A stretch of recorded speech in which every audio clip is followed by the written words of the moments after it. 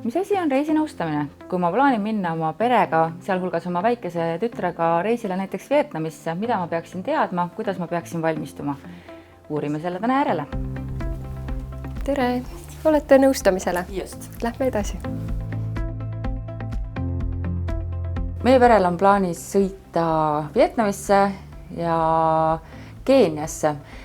Ma olen aru saanud, et selle jaoks oleks vaja kohtuda reisinõustajaga, saada teada, kuidas vaktsineerida, mida ma peaksin teadma, kui ma lähen sellistesse piirkondadesse? Kõigepealt võib-olla oleks oluline teada, et millised vaktsineerimised on siiani tehtud ja siis võiksime vaadata need piirkonnad täpsemalt üle, et millised vaktsiinid oleks vaja teha ja võib-olla ka on siin piirkondades malaaria profülaktikat vaja.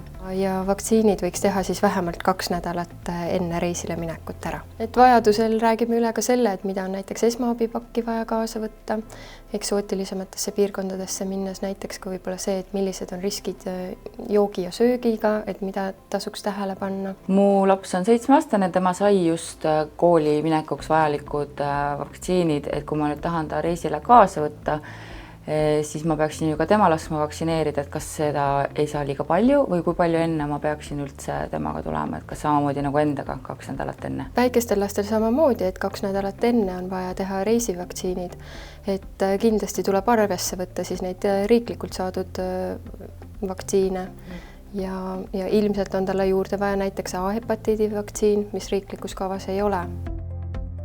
Natuke võiksime ka lähemalt rääkida sellest, et milline see reis teil olema saab, et kas te näiteks käite suurlinnades, ööbite hotellides või lähete seljakotiga kuskile maapiirkondadesse matkama.